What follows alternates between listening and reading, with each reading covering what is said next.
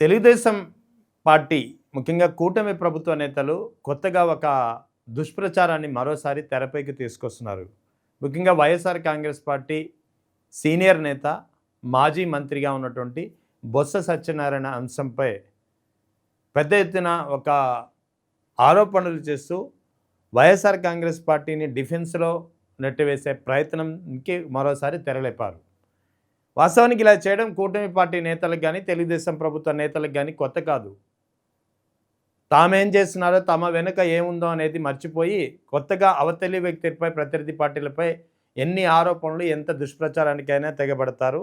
ఇది వీళ్ళకి వెన్నతో పెట్టిన విద్య. వాస్తవానికి వైఎస్ రాజశేఖర రెడ్డి చనిపోయినప్పుడు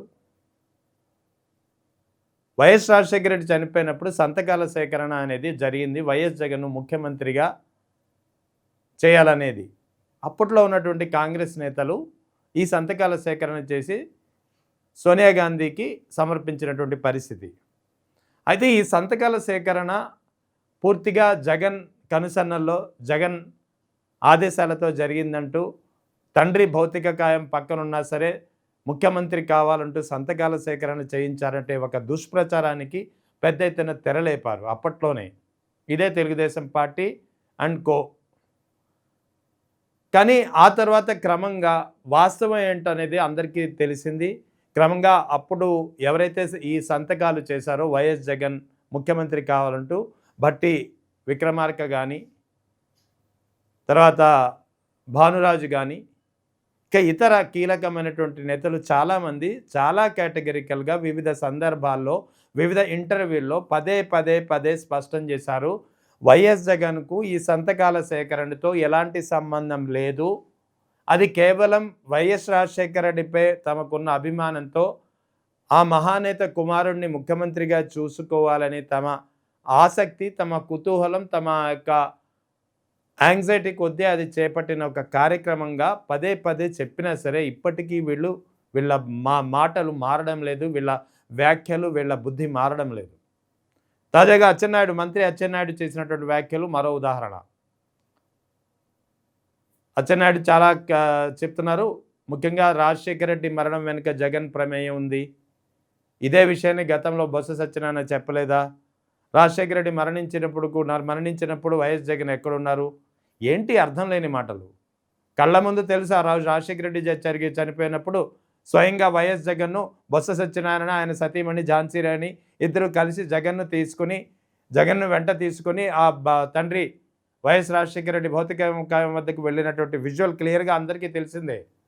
అయినా సరే ఇంత నిస్సిగ్గుగా, ఇంత ఆలోచన లేకుండా ఒక మంత్రి స్థాయిలో ఉండి, ఒక సీనియర్ మంత్రి అయి ఉండి ఇంత నిస్సిగ్గుగా ఇన్ని అబద్ధాలు ఎలా మాట్లాడతారు?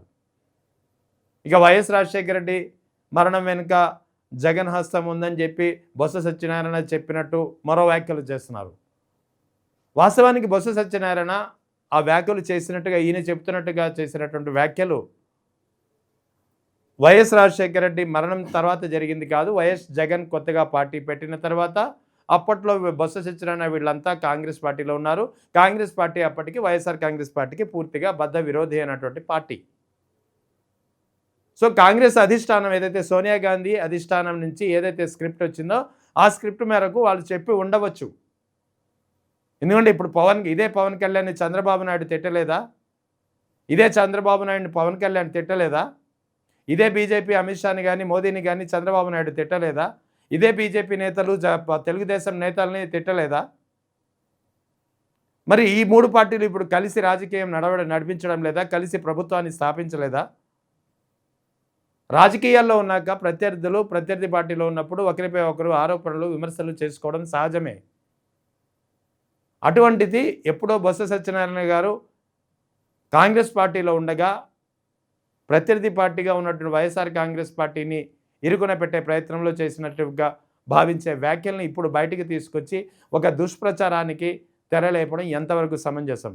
నిజంగా అదే నిజమైతే, మీరు చెప్పినట్టుగానే అది తప్పయి ఉంటే మరి దీనికి ఆన్సర్ ఏం చెప్తారు అచ్చెన్నాయుడు కానీ, మీ అధినేత చంద్రబాబు నాయుడు కానీ?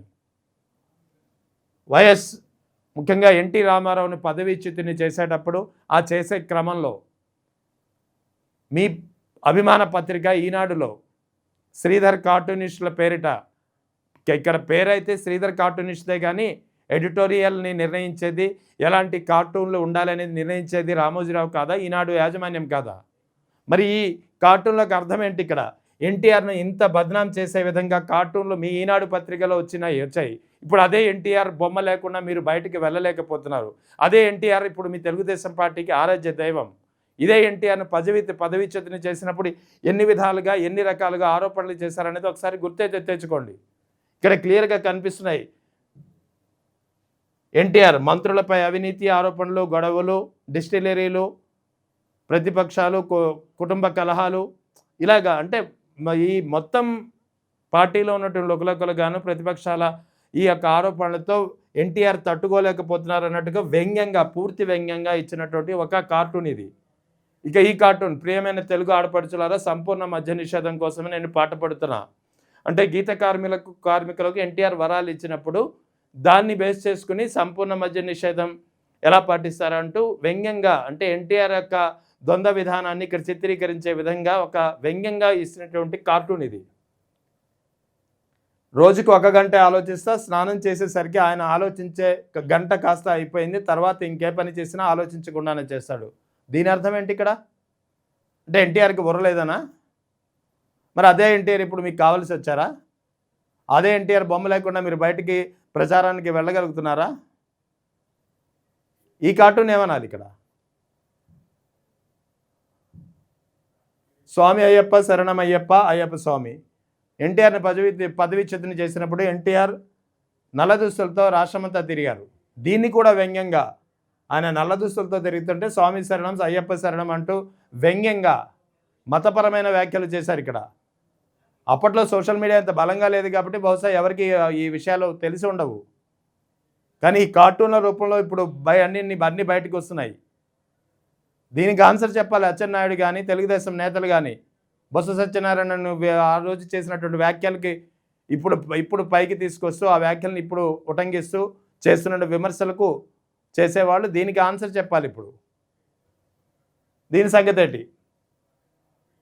ఎన్టీఆర్ని చంద్రబాబు నాయుడు పడగొట్టినప్పుడు 105 మంది 106 మంది ఎమ్మెల్యేల బలం ఉందని చెప్పి ఇదంతా ఈ క్యారికేచర్లు ఏంటివి? దేనికి అర్థం పడుతున్నాయి? అంటే ఎన్టీఆర్ అప్పుడు మీకు అవసరం లేదు. ఎన్టీఆర్ని పదవిచ్యుతి చేయడానికి అతన్ని ఎంత బదనాం చేయాలో అంత బదనాం చేశారు. ఎన్టీఆర్ని ఆఖరికి ఒక స్త్రీ లోలుడుగా చిత్రీకరించే ప్రయత్నం జరిగింది ఇదే ఈనాడులో కార్టూన్ల ద్వారా. ఎన్టీఆర్ తీసుకునేటువంటి ప్రభుత్వపరమైన విధానపరమైన నిర్ణయాలని కూడా ఈనాడులో ప్రతి క్షణంలో ఈ కార్టూన్ల ద్వారా వాటిని విమర్శించే పరిస్థితి కనిపించింది. ఇదొకటి. దగ్గుపాటి చంద్రబాబు నాయుడు ఎన్టీఆర్ని అంపశయ్యపై కూర్చోబెట్టారు. పార్టీ వాళ్ళందరిలాగే దానంతట దానిగా ఇదే బాబు ఇంటికి వెళ్ళిపోతుంది చైతన్య రథం. అంటే అందరూ బాబు వైపుకే దృష్టి సారిస్తున్నారు. బాబు ఇంటికి చైతన్య రథం తనంతట తానే వెళ్ళిపోతుంది. అందరూ చంద్రబాబు మార్గాన్ని అనుసరిస్తున్నారు, చంద్రబాబు నాయకత్వాన్ని కోరుకుంటున్నారని చెప్పి మరో క్యారికేచర్ ఇక్కడ శ్రీధర్ కార్టూన్ ద్వారా మరొకటి బయటపడింది. పార్టీకి ఎంతమంది వచ్చారో చూడడానికి ఎన్టీఆర్ వచ్చారట. ఈ క్యారికేచర్లని ఏంటి అంటే ఎన్టీఆర్ని ఇప్పుడు ఏ ఎన్టీఆర్ని అయితే వీళ్ళు పెద్ద ఎత్తున కొలుస్తున్నారో, ఏ ఎన్టీఆర్ అయితే తెలుగుదేశం పార్టీకి వ్యవస్థాపకులో, ఏ ఎన్టీఆర్ కుటుంబ సభ్యుల సపోర్ట్తో అయితే పార్టీని తన పగ్గాల్ని చేతికి చిక్కించుకున్నారో అదే ఎన్టీఆర్ని అప్పట్లో వీ డోంట్ నీడ్ ఎన్టీఆర్ అనే చంద్రబాబు నాయుడు సాక్షాత్తు చేసినటువంటి ప్రకటనలు ఇప్పటికే క్లిప్పింగ్లు చాలామందికి తెలిసే ఉంటాయి. ఇక్కడ ఈనాడు రూపంలో ఈ క్యారికేచర్లు ఏంటి? ఎన్టీఆర్ని ఎన్ని విధాలుగా బదనాం చేయాలో అన్ని విధాలుగా బదనాం చేసే క్యారికేచర్లు ఈనాడులో కార్టూన్ల రూపంలో ప్రత్యక్షమయ్యాయి అప్పట్లోనే. మరి దీనికి ఆన్సర్ చెప్పరా?